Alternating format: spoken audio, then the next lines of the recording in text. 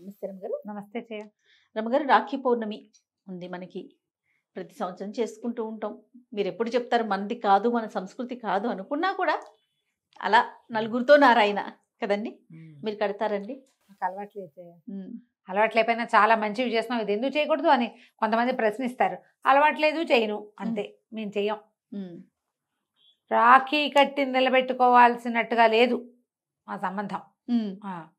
ఏంటంటే ఇది మనం ఒకళ్ళతో ఒకళ్ళు కలిసి ఉండటానికి ఇది ఒక మంచి పద్ధతి అమ్మా. ఫ్రెండ్లీగా ఉంటాం, ఇచ్చిపుచ్చుకునే ధోరణి. అక్కైనో అక్క చెల్లెల్లో మనం కాపాడాలని తమ్ముడికి, అన్నదమ్ముడితో మనం సయోధ్యగా ఉండాలని అక్క చెల్లెలకి నేర్పించే విధానం. యాక్చువల్గా మనం జరుపుకునేది, మా వాళ్ళు జరిపేది చెప్తాను నేను. జంధ్యాల పౌర్ణిమ జరుపుతారు. జంధ్యాల పూర్ణిమ అంటే ఈ రోజున జంధ్యం యజ్ఞోపవీతం మార్చుకునే రోజు. ఎవరైనా యజ్ఞోపవీతం మార్చుకుంటారు. మొన్న జనవరి తర్వాత నుంచి మనకు ఉత్తరాయణంలో ఒడుగులు ఉపనయనాలు అవుతాయి. అవును. ఉపనయనమైన వాళ్ళకి ఉపనయనమైన సంవత్సరం లోపల వచ్చిన జంధ్యాల పౌర్ణమి రోజున ఈ శ్రావణ పౌర్ణమికి ఉపాకర్మ జరుపుతారు. ఉపాకర్మ అనే ఒక ప్రత్యేకమైన క్రియ, హవనం అది కూడా ఉంటుంది. ఆ ఉపాకర్మ కోసం ఈ రోజు చాలా ఇంపార్టెంట్. ఈ రోజున యజ్ఞోపవీతం తప్పకుండా మార్చుకోవాలి. కొంతమంది సంవత్సరం అయినా అలాగే జీర్ణోపవీతాలు వేసుకుని తిరుగుతూ ఉంటారు. మధ్యలో ఎప్పుడో పెరిగిపోతే దాన్ని వదిలేసి వేసుకోకుండా ఉంటారు. అలాంటి వాళ్ళు, లేదా జీర్ణం అయిపోయింది మురికిగా మక్కిలిగా ఉన్న, తప్పకుండా ఈ రోజున యజ్ఞోపవీతం వేసుకునే విధి. ఎవరైతే యజ్ఞోపవీతాలు ఉన్నాయో, ఎవరు వేసుకునే పద్ధతి ఉందో వాళ్ళు ఇది చేయటం. ఈ రోజున పౌర్ణమి రోజున. ఈ రాఖీ పౌర్ణమి అంటావా, నేను చెప్పాను కదా, ఒకళ్ళతో ఒకళ్ళు మానవ సంబంధాలు మెరుగుపరచుకోవడానికి ఇది ఒక అవకాశం. మన వాళ్ళు, మన బజరంగ దళ వాళ్ళు ఈ ఎక్కడైనా పిల్లలు కనపడితే వాళ్ళతో ఒకరికొకళ్ళు రాఖీలు కట్టించేటాలు అలాంటివి కూడా చేస్తారు. రాఖీ కట్టేస్తే మనం అన్నదమ్ములు అక్క చెల్లెళ్ళు ఇలా అయినట్టు, అక్క తమ్ముళ్ళు అన్న చెల్లెళ్ళు అయినట్టు. ఈ బంధానికి ఒక ప్రత్యేకమైన గుర్తింపుని తెచ్చింది రాఖీయే కదా. చాలా సంవత్సరాల నుంచి కడుతూనే ఉన్నారమ్మా. ఎప్పటి నుంచో మన వాళ్ళు కూడా అన్ని ప్రాంతాల్లోనూ చేస్తారు. నార్త్ ఇండియన్స్ విశేషంగా ఈ పండగ నాడు తప్పకుండా రావాలని పెట్టుకుంటారు. మన వాళ్ళు కూడా, నేను అనుకున్న ఇటీవల 2-3 జనరేషన్స్ నుంచి, మీ దగ్గర కొంచెం తక్కువ ఉందేమో, మీ తర్వాత నుంచి బ్రదర్స్ ఎక్కడైనా ఉంటే అక్కడికి రాఖీలు పంపించటం, కొరియర్ చేయటం. వాళ్ళు ఏదో గిఫ్టో ఏదైనా ఇవ్వటమో, లేదా ఏదైనా ఫ్రెండ్షిప్ జత ఇస్తారు, అక్క తమ్ముడు లేదా అన్న చెల్లెలు, అంతే. ఇది మంచి సంగతే. మీ ఇళ్లలో లేకపోయినా పాటించవచ్చు. మేము అలా చేయట్లేదు. మేము ఓల్డ్ జనరేషన్ కదా, ఓల్డ్ స్కూల్ కాబట్టి మన పద్ధతులే కొన్ని పాటిస్తాం తప్పిస్తే అన్నీ మేము కూడా పాటించలేకపోతాం. మనవి కూడా మనకు అవకాశం ఉన్నవి పాటిస్తాం కదా. ఇది మంచిది. ఈ రోజున ఎలా అయిందంటే, వివాహాలు అయిపోయిన తర్వాత 25 ఏళ్ళు 30 ఏళ్ళు అయిపోయిన తర్వాత కూడా అన్నదమ్ముల మీద, అక్కచెల్లెళ్ళ మీద యుద్ధాలు ప్రకటించే కాలంలో ఉన్నాం మనం.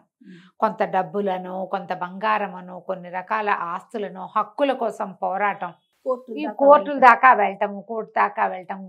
మనం ఇట్లాంటివి ఏమైనా చేస్తే మన ఇంట్లో పుట్టిన పిల్లలు ఎలా ప్రవర్తిస్తారు అనేది ఒకళ్ళతో ఒకళ్ళు, మన పిల్లలు సయోధ్యగా లేకపోతే మనకు కుదురుతుందా? మనకు కుదరదు.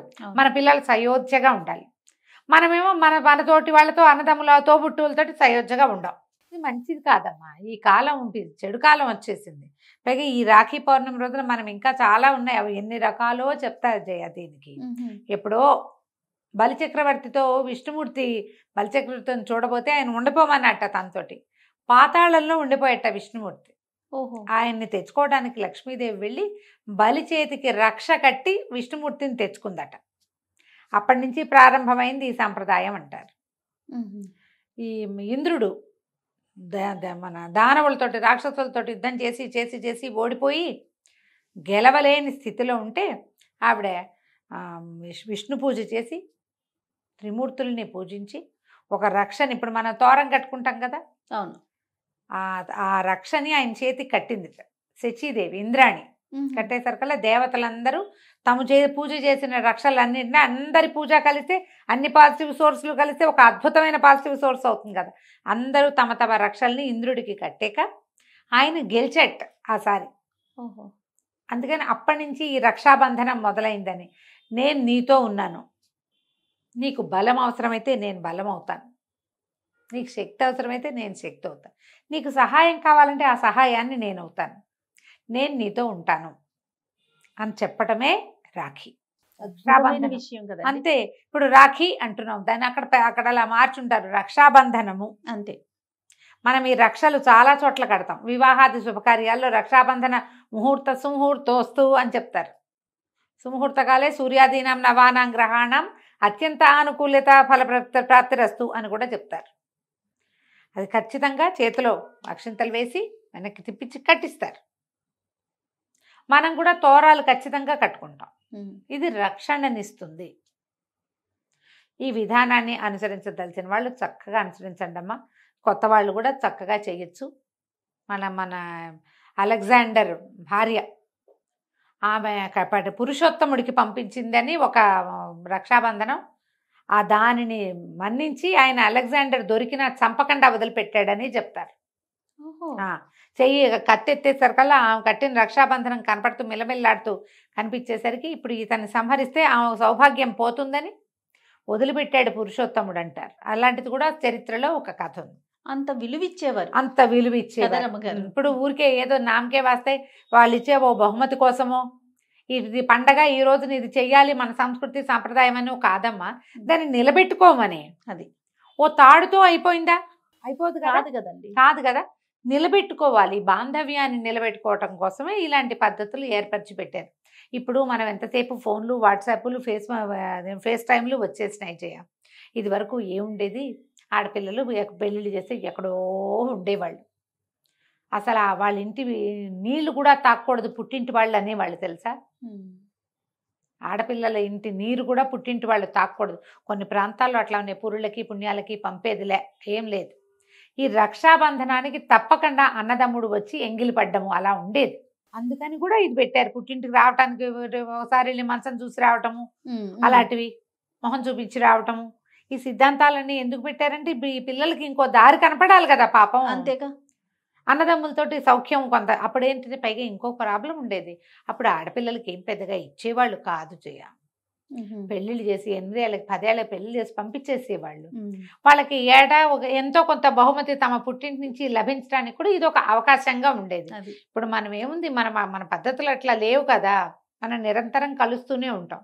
కానీ ఈ కలిసే కాలంలో కూడా సంవత్సరాల తరబడి అన్నదమ్ముల అక్క చెల్లెళ్ళ మొహాలు చూసుకొని దౌర్భాగ్యులు ఇప్పటికీ ఉన్నారు అట్లాంటి వాళ్ళు. ఒకే ఊర్లో ఇది దౌర్భాగ్యులు అంటే తిట్టు అనుకోకండి దయచేసి. భాగ్యం లేని వాళ్ళు. దౌర్భాగ్యులు అంటే బ్యాడ్ వర్డ్ కాదు, అది మీ తాలూకు దురదృష్టాన్ని చెప్పటమే. అంతే, భాగ్యం లేకపోవటం. ఒకే ఊర్లో ఉన్నా కూడా చూసుకున్న ఊర్లు కూడా ఉంటాం, చూసుకోరు, మాట్లాడుకోరు, పోట్లాడుకుంటారు. దానికి అవతలావిడ మొగుడో ఈయన భార్యో కారణం అవుతారు. అవును, వాళ్ళు వాళ్ళ బాంధవ్యాలు కాపాడుకుంటారు, వీళ్ళ బాంధవ్యం కాపాడడానికి ఇష్టపడరు. తమ తమ్ముడో తమ అక్క చెల్లెలో ఎన్ని తిట్లు తిట్టినా ఆడవాళ్ళకు ఓకే. ఆడపడితోటి ఏదైనా తేడా వస్తే దాన్ని దూరం పెట్టేయాలని చూస్తారు. నీకు నాకు ఒకటే రకమైన నొప్పే కదా, ఎవరు ఆకాశం నుంచి ఊడిపడరు, అందరం ఒకలాగానే పుడతాం. భగవంతుడు చెప్పాడమ్మా, నీకు ఏది నొప్పి కలుగుతుందో ఆ క్రియ ఇతరులకి చెయ్యకు. నువ్వు ఎంత పుణ్యం చేసినా, ఎన్ని పూజలు చేసినా, ఎంత దానం చేసినా నీకు ఫలితం రాదు. నీకు నొప్పి కలిగే క్రియని నువ్వు ఇంకొకళ్ళకి చేయకూడదు. అద్భుతమైన ధర్మం అదొకటే. నువ్వేం దానం చేయకు, ఏం చేయకు. కానీ అయ్యో నాకు బాధగా ఉందంటే వాళ్ళకు కూడా బాధగా ఉంటుంది, వాళ్ళని పని చేయకూడదు అని మానేయాలి. అది నిన్ను కాపాడుతుంది. ఈ కుటుంబాల్లో ఎలా వచ్చేసిందంటే, ఏమిటో డబ్బులు కట్టుకుపోము సాము. మనమన్నే చూసాం 4-5 ఏళ్ల క్రితం, ఎందుకు చచ్చిపోతామో తెలియకుండా పుసుకుని చచ్చిపోయారు ఎంతమందో. అవునండి, కారణం తెలియకుండా పోయాం కదా, ఇప్పటికీ పోతున్నాం. మర్చిపోతాం కదా, మర్చిపోతున్నాము. మర్చిపోతే ఎట్లా? ఒక్కసారి కనుక తప్పిందంటే భగవంతుడు ఇది మన మీద నుంచి ఆయన చేయి తీసేస్తే గోవిందోహరి మన సంగతి. ఈ డబ్బులో ఇవో ఏముంది, బతుకున్న నాళ్ళు ఇప్పుడు అసలు 2-3 ఒకళ్ళు ఇద్దరే కదమ్మా. అన్నదమ్ములు అక్క చెల్లెల్ని కాపాడుకోపోతే ఎట్లా? ఒకళ్ళ కోసం ఒకళ్ళు ఎంతో కొంత ఉండాలి కదా. వాటి కోసం, మెటీరియలిస్టిక్ థింగ్స్ కోసం ఎక్కువ పాకులాడకండి. ఒకవేళ అది అలాంటిది ఏదైనా మీ మధ్య ఉన్నా తమ్ముడే, పేకాటే. వ్యవహారంగా ఉండనండి, బాంధవ్యాన్ని బాంధవ్యంగా ఉంచుకోడు. అది దానికోసం కొట్లాడుకుని ఇవి తెగొట్టుకోవద్దు. దానికి ఆసరా ఇచ్చే పండుగే మన రాఖీ పండుగ. మీ వీలున్నట్టుగా జరుపుకోండి. అన్నదమ్ముడు ఎవరైనా ఉంటే వాళ్ళకు కొంచెం చక్కగా బొట్టు పెట్టి ఓ స్వీట్ ఏదైనా పెట్టి ఈ రాఖీ కట్టి ముందు వెనకాల మీ ఇంట్లో హారతి ఇచ్చి ఎలా చేస్తారో అలా అట్లా చేయండి. టీవీలో యూట్యూబ్లో చూడండి ఎలా చేయాలో బాగా చూపిస్తారు. అది చూసి ఫాలో చేసి చక్కగా చేయించండి. మీ ఇంట్లో ఇద్దరు పిల్లవాడు ఉంటే వాళ్ళతో కూడా. పిల్లతోటి పిల్లవాడికి చక్కగా రాఖీ కట్టించండి. దాన్ని బాగా చూసుకోవాలి. దీని అర్థం అది కడుతుంది నీకు, నువ్వు గిఫ్ట్ ఇస్తావు కాదు.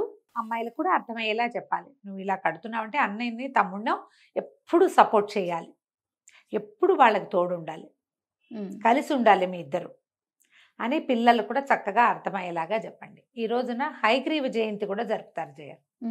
హయగ్రీవుడి కథ చెప్పుకున్నాం కదా మనం అవునవును. ఇదివరకు. హయగ్రీవుడు కూడా ఆయనకి హయగ్రీవాన్ని విష్ణుమూర్తికి అంటించిన రోజు ఇది అని చెప్తారు. ఆయన హయగ్రీవుడిగా పునర్జీవితుడైన రోజుగా చెప్తారు. మనం ఏదైనా జ్ఞానానందమయం దేవం లాంటి చిన్న శ్లోకాన్ని చదువుకుని హయగ్రీవ ఆరాధన కూడా చేసుకోవచ్చు. జంధ్యాలు మార్చుకునే వాళ్ళు ఎలాగో మార్చుకుంటారు కదా. మీ పద్ధతుల ప్రకారం రాఖీ పండుగను జరుపుకోండి. ఎవరైనా కజిన్స్లో వాళ్ళలో స్నేహితులు ఉంటే ఈ రాఖీలే కట్టాలని అనుకోకండి, కుదిరితే చేయండి. లేకపోతే చక్కగా ఫోన్ చేసి hi brother how are you, hi sister how are you అని చిన్నవి 4 మాటలైనా చక్కగా మనసు విప్పి మాట్లాడుకోండి. స్నేహాన్ని పెంచుకోండి మీ మధ్య. నమస్తే. నమస్తే.